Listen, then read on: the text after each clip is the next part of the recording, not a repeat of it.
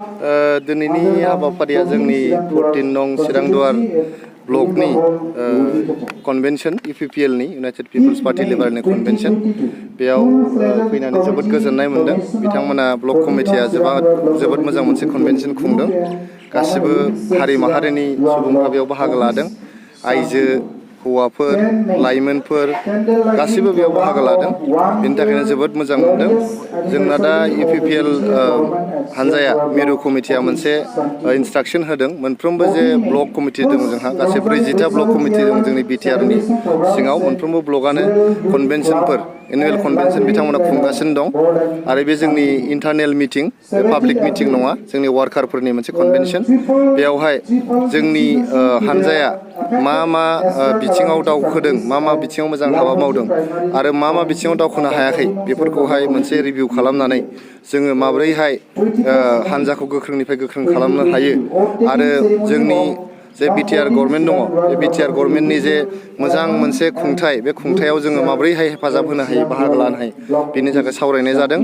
गोबां जोंनि ओनसोलनि रायजो राजाफोरनि सेवा जों बोरै खालामनो हायो, गरिब दुखिया बा गोग्लैसोनाय न'खरफोरखौ जों बोरै हेफाजाब होनो हायो बेफोरनि सोमोन्दै सावरायनाय जादों।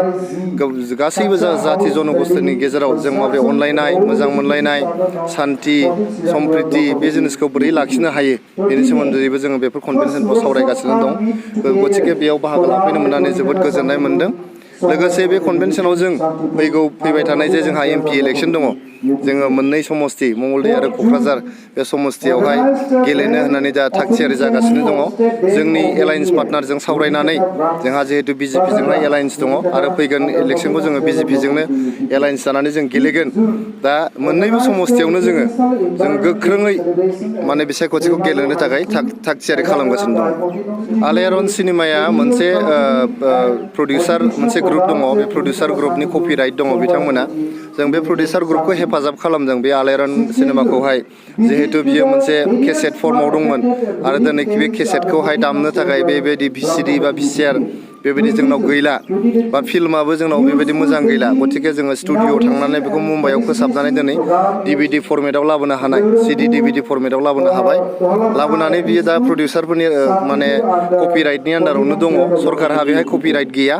गतिके जाय आलायारन सिनेमाखौ नायनो लुबैदों बिथांमोना प्रडिउसार जोंदाव बड'साखौ कन्टेक्ट खालामनानै बे सिनेमाखौ नायनो हायो। बेहाय सरकारनाव सोंलायनांगौ गैया आरो सरकारहा जिहेतु बे कपिराइटआ गैया जोङो बेखौ बुंनो हाया। आरो सोरबाफोर जुदि बेबायदि नायनो लुबैथारदोंबा जोंनि सरकारखौ खावलायोबा जोंबो अनेक जायगायाव बे स्क्रिनिंखौ जों खालामना होनो हागोन। बिजाथिखौथ' दा थिग खालामनाय जाया, इलेक्शननि मास मोननैसो सिगांसो जेब्लानाखि इलेक्शना डिक्लेयार जाबाय होमबासो बिजाथिखौ थिग थाग थियारि खालामो।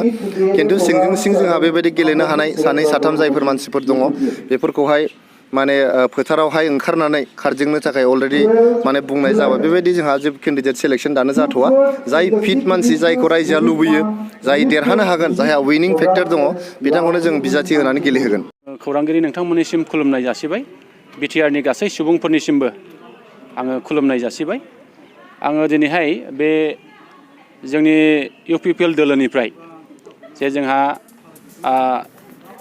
UPPL 100 एक्सन पइन्ट बेबायदि मोनसे जोंनो सेन्ट्रेल कमिटिनिफ्राय जोंनो बिथोन होदों।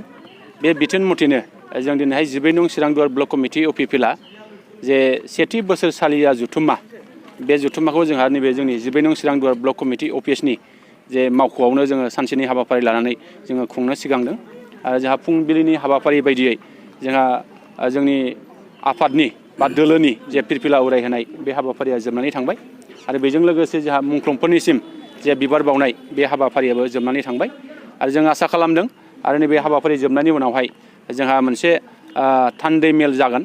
आरो बे थान्दै मेल जोबनायनि उनावहाय जों मोनसे गेवलां मेल जा बिनि हाबाफारि जों लानानै दिनैनि बे हाबाफारिखौ जोङो खुंनो सिगांदों। बेथ' अपोजिसन दोलोनि सुबुंफ्राथ' बुंखागोनखा जे जोंहा बेखौनो UPPL दोलोनि बिबानगिरि हिसाबै जोङो बेखौनो बुंनांगोन जे जोङो दिनैसिमाव जे फैगौ 20 जानुवारि 2023 मायथाइ सफैब्ला जा 2 बोसोर जोंहा UPPLनि जे सरकार, जे UPPL BJP आरो GSPनि जे सरकार, बे सरकारा जोंहा 2 बोसोर जानो थांगासिनो दङ।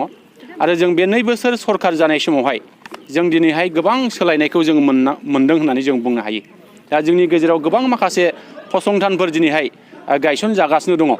आरो गायसनजानो थाखाय दिनै खामानि मावगासिनो दङ आरो दिनैहाय जोङो नुदों मैया जोंहा भारतनि नखर मन्त्रि बिथांमोनजोंबो रायज्लायनानै जे बिटिआर गोरोबथायाव थानाय माखासे दफाफोरखौ मावफुंनांगौनि थाखाय दिनैहाय लोगो हमनानै सावरायलायनाय बेखिनि खामानिखौ जों नुदों आरो जों मिजिं खालामो जोंनि नैबे बिटिआर एकर्डआव थानाय जे गोबां दफाफोरा बियो लासै लासैनो मावफुंजागासिनो दङ आरो जों मिजिं खालामगोन जे जोङो निस्सय नैबे बिटिआर गोरोबथा जानायनि उनावहाय जोङो निस्सय जोंनि गेजेराव गोजोन थासारि फैबाय जे जौगानाया फैगासिनो दङ जोंनि गेजेराव फोथायनाय जोंनि गेजेराव जे खामानि मावनायनि जे हारिमु बेयो बांगासिनो दङ आरो जों मिजिं खालामगोन आरो जोंनि फैबाय थानाय समावहाय जोङो मोनफ्रोमबो हारि माहारिखौ लानानै जोङो निस्सय बिटिआर जौगानायनि थाखाय बा ओनसोल लुखांनायनि थाखाय जों निस्सय खामानि मावनो हागोन बेखौ जों मिजिं खालामो।